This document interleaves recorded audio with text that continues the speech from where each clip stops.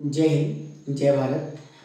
तो आज हम एक ब्रीफ स्केच में जानेंगे कि पार्ट्स ऑफ स्पीच क्या होते हैं। इसको हम डिस्क्राइब नहीं करने वाले हैं, लेकिन जानेंगे कि होते क्या है रियल में।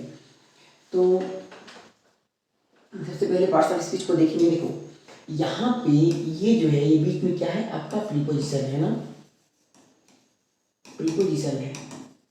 तो अगर दो शब्दों के बीच में एक प्रीपोजिशन आता है तो हम अर्थ उसका उल्टा निकालते हैं। इस चीज़ को थोड़ा ध्यान समझना, क्योंकि हम बहुत दिन से पढ़ते आ रहे हैं ना, बट दिमाग में हमारी चीज़ें ना थोड़ी निगेटिवली चलती रहती हैं, ये क्या है क्या नहीं है। तो देखो, अगर बीच में एक प्रीपोजिशन आता है ना, तो अर्थ जब निकालते हैं तो हम ऐसे कर देते हैं, मतलब उल्टा कर देते हैं। इसका पहले निकालेंगे और इसका बाद में निकालेंगे। तो इसका मतलब क्या हो जाएगा, स्पीच की पार्ट। मतलब कहने का क्या है कि बीच का जो प्रीपोजिशन रहेगा वो तो वहीं पर रहेगा और उसका मतलब सेम रहेगा, लेकिन आमने सामने के जो वर्ड होंगे वो अपनी जगह से पलट जाते हैं। तो यहाँ मतलब क्या निकलेगा, स्पीच की पार्ट। अब थोड़ा इसको रोको, यहाँ देखो, जैसे हमने ये पढ़ा हुआ है पार्ट्स ऑफ बॉडी, ये तो हमने पढ़ा हुआ है ना। तो पार्ट्स ऑफ बॉडी में क्या होता है, आप इसका अर्थ निकालते हो तो क्या लिखते हो, यहाँ पे लिखते हो शरीर के अंग। ये हम लिखते हैं या फिर पढ़ते भी हैं। तो देखो, की जो है ये अपने आप में एक प्रीपोजिशन है, और की अगर एक प्रीपोजिशन है तो वो अपनी जगह पे है। लेकिन देखो, यहाँ शरीर, यहाँ अंग, लेकिन इंग्लिश में देखो पार्ट्स पहले आया हुआ है, यानी यहाँ पर अंग आया हुआ है, बॉडी यहाँ पे आया हुआ है, तो यहाँ पे शरीर आना चाहिए। लेकिन वही चीज़ हिंदी में क्या होगा, वो बदल गया, अपनी जगह से बदल गया। तो सेम काम हम पार्ट्स ऑफ स्पीच में अगर देखें तो फिर इसका भी अर्थ इधर पलट के जाएगा, तो मतलब हो जाएगा स्पीच की पार्ट। अब देखो, जो अभी हमने आपको बताया कि जो एक हमारे दिमाग में एक चीज़ बैठी रहती है कि इसको लेकर थोड़ा सा नेगेटिविटी, वो क्या है, हम हमेशा स्पीच को वो समझ लेते हैं कि अगर कोई आदमी स्पीच दे रहा हो एक मंच पे चढ़ के, एक स्टेज पे चढ़ के, तो हमें लगता है कि वो उसे स्पीच कहते हैं।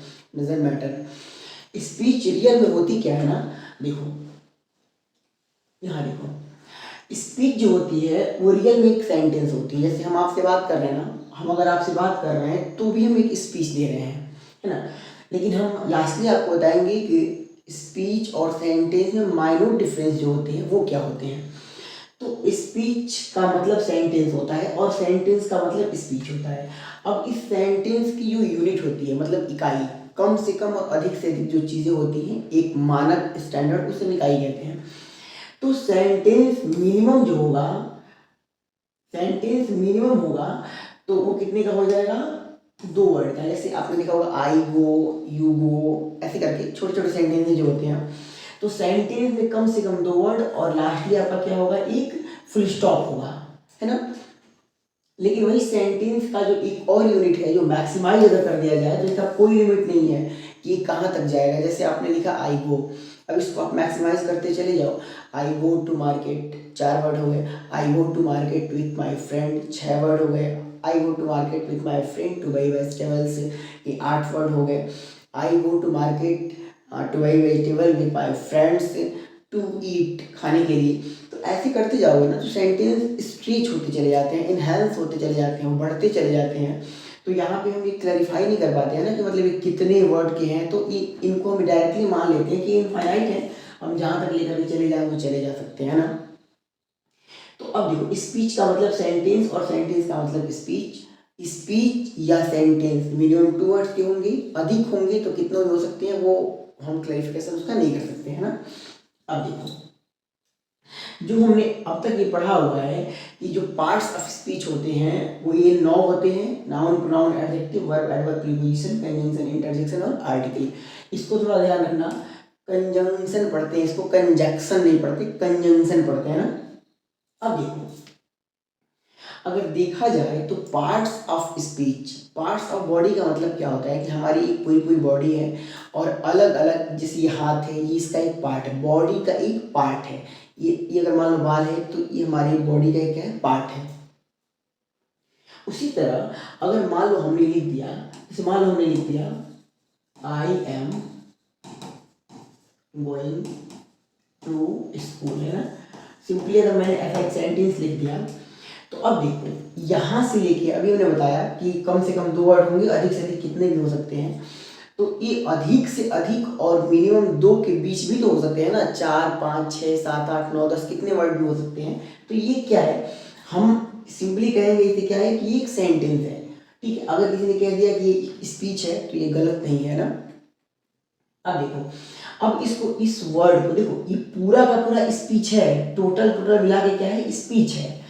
अब इसके पार्ट को जब देखोगे, अलग अलग पार्ट कर दोगे, तो देखो एक पार्ट ये, 2, 3, 4, 5, मतलब 5 पार्ट से मिल करके ये एक बॉडी तैयार हुई है। तो जिस बॉडी को हमने तैयार किया है उसको सेंटेंस या स्पीच कहते हैं। लेकिन अगर इस बॉडी के सभी पार्ट्स को अलग अलग स्प्लिट कर देते हैं, अलग अलग कर देते हैं, तो ये बताओ ये क्या हो जाएगा, ये अपने आप में एक प्रोनाउन हो जाएगा, है ना। एम क्या हो जाएगा, वर्ब हो जाएगा, हेल्पिंग वर्ब हो जाएगा। गोइंग क्या है, ये भी वर्ब, मेन वर्ब हो जाएगा। टू क्या हो जाएगा, प्रीपोजिशन हो जाएगा। और स्कूल क्या हो जाएगा, नाउन हो जाएगा।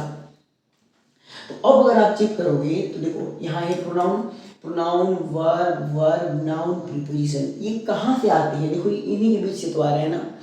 आपने इसको भी छोड़ो, एक और सेंटेंस लिखते हैं, एक और स्पीच यहाँ पे लिख देते हैं। इस मान लिख दिया, प्लीज गिव मी वाटर, ठीक है। अब इन सारे वर्ड को स्प्लिट करके देख लेते हैं। वाटर क्या है आपका, ये नाउन है। मी क्या है, प्रोनाउन है ना। और गिव क्या है, वर्ब है। प्लीज क्या है, एक ऑनरेबल वर्ड है तो नाउन भी कह सकते हैं, या फिर आप इसे ऑप्टेटिव सेंटेंस के वर्ड में लोगे तब भी नाउन ही होगा। तो देखिए, देखोगे ना, अगर देखो कुछ नहीं अगर समझ में आता है तो 1, 2, 3 लेटर से मिलकर एक वर्ड बना है, शब्द बना है। तो लेटर की कॉम्बिनेशन का नाम वर्ड है, तो नाम वर्ड है, मतलब नाम है तो क्या है, नाउन है। तो इसको भी हम क्या बोल देंगे, नाउन बोल देंगे। अब देखो, नाउन, प्रोनाउन, वर्ब, नाउन, ये चार भी कहाँ से आ रहे हैं, इन्हीं नौ में से आ रहे हैं। मतलब यहाँ से ये चीज़ क्लियर होती है कि चाहे सेंटेंस कितना भी बड़ा हो, चाहे सेंटेंस छोटा हो, या सेंटेंस कोई भी हो, पॉजिटिव हो, नेगेटिव हो, इंट्रोगेटिव हो, एक्सक्लेमेटरी हो, ऑप्टेटिव हो, इंपरेटिव, कुछ भी हो, लेकिन उनके जब पार्ट्स को अलग अलग करेंगे ना तो ये इन्हीं नौ में से आने वाले हैं। जैसे आपने होल नंबर पढ़ा है ना, रियल में नंबर कहाँ से कहाँ तक होते हैं, आपके 0 से लेके 9 तक होते हैं। और 0 से लेके 9 तक के नंबर से ही इस दुनिया की सारी बड़े से बड़े और छोटे से छोटे अंक बनाए जाते हैं। सॉरी, अंक नहीं कह सकते हैं, अंकों का योग बनाया जाता है।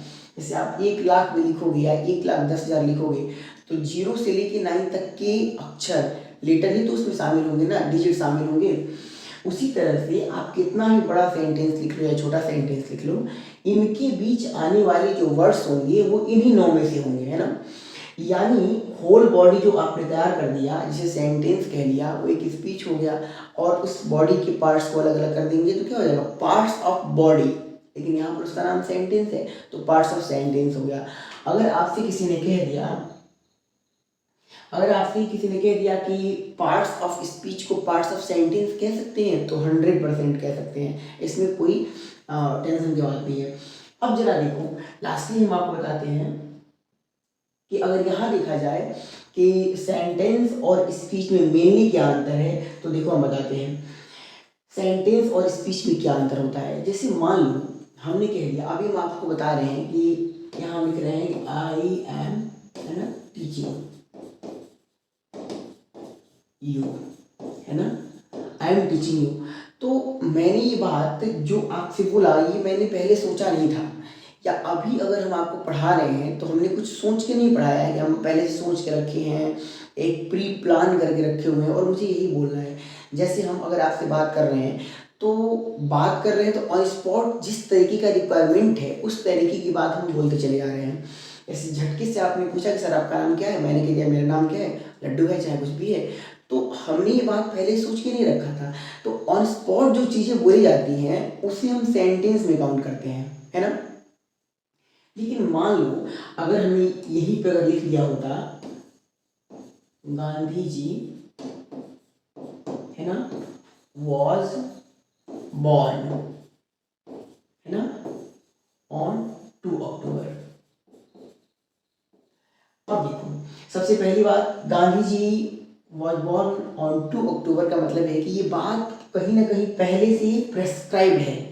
आपको बताएगा आदि। आखिर हम कैसे जानते हैं कि 2 अक्टूबर को वो जन्म लिए थे?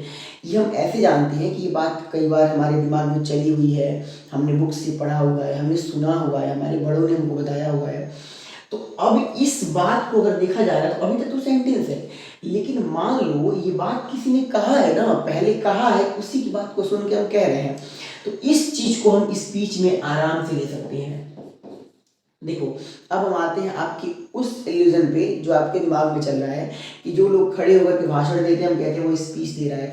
तो याद रखना, जब कोई आदमी स्पीच देने जाता है ना, तो ऑलरेडी उसके दिमाग में बात रहती है कि मुझे स्पीच देना है, मेरे लिए एक टॉपिक है। अगर मैं पॉलिटिशियन हूँ तो पॉलिटिक्स के ऊपर मुझे स्पीच देना है। अगर मैं एक टीचर हूँ तो किसी पर्सनल पॉइंट पे, पर्सनल टॉपिक पे मुझे स्पीच देना है। तो वो चीज़ें उसके दिमाग में कहीं ना रन करती रहती हैं। तो उसकी बातें जो ऑलरेडी दिमाग में फिड होती हैं, उनको हम क्या कह देते हैं कि वो स्पीच है, जो निकल रही है वो ऑलरेडी फिड है उसके दिमाग में। तो सिंपल वे में जानो कि सेंटेंस वो होते हैं जो ऑन स्पॉट क्रिएट किए जाते हैं, लेकिन जो स्पीच होती है वो एक तरीके की थॉट होती है, वो पहले से मतलब प्रेस्क्राइब होती है। आपने डायरेक्ट इनडायरेक्ट में पढ़ा होगा, नहीं तो हम आपको आगे समझा देंगे। उसमें डायरेक्ट इनडायरेक्ट सेंटेंस ना कह के उसको स्पीच कहते हैं। क्यों? क्योंकि आपने पढ़ा है वो ऑलरेडी किसी द्वारा कहा गया होता है, इसलिए उसको स्पीच कहा करते हैं। तो मेरे डिफरेंस इनमें यही होता है। तो आप समझ गए पार्ट्स ऑफ स्पीच क्या होते हैं। Speech is nothing but a sentence, वो एक सेंटेंस ही होता है, कम से कम 2 शब्दों का होगा, अधिक से अधिक कोई लिमिट नहीं है। और उनके पार्ट को हम पार्ट्स ऑफ सेंटेंस कह देते हैं या पार्ट्स ऑफ स्पीच कह देते हैं। मेनली आपको ये जानना है कि स्पीच क्या होती है। स्पीच एक सेंटेंस होती है और कुछ नहीं होती है। तो आई होप कि आपको ये समझ में आ गया होगा कि पार्ट्स ऑफ स्पीच होते क्या है। अब ये 9 होते हैं ना, इनको हम नेक्स्ट वीडियो में आपको डिस्क्राइब करेंगे। ये छोटा वीडियो था, आप इसको थोड़ा समझ लेना कि रियल में पार्ट्स ऑफ स्पीच क्या होते हैं। आपकी शर्ट पे भी अगर कुछ लिखा हुआ है ना, किसी झोले पे भी कुछ लिखा हुआ है ना, तो उन वर्ड को जब आप चेक करोगे ना, तो noun, pronoun, adjective, verb, adverb, preposition, dot dot dot article के अंदर से ही वो होंगे। यानी उस झोले पर भी, उस शर्ट पे भी, उस टी शर्ट पे भी क्या यूज़ किया गया है, तो पार्ट्स ऑफ स्पीच यूज किया गया है। जहाँ पर भी आपने हिंदी या इंग्लिश में कुछ लिखते हुए देखा, वो सब पार्ट्स ऑफ स्पीच है, क्योंकि वो 9 के अंदर से होंगे, 9 के बाहर से कुछ हो ही नहीं सकते हैं। It's the real fact only that I am going to say. तो आज के लिए फ़िलहाल इतना ही, मिलते हैं नेक्स्ट वीडियो में। मेरा टेलीग्राम जो चैनल है डिस्क्रिप्शन में, उसको लेकर के आप जरूर फॉलो कर लेना, है ना, ताकि उसमें क्विज़ वगैरह आपको मिलती रहती हैं और आप पोल करते रहते हो उसमें कि आपके कितने क्वेश्चन सही हुए, और आपको अपना अंदाज़ा भी थोड़ा लगता रहता है। तो आज के लिए इतना ही। जय हिंद, जय भारत।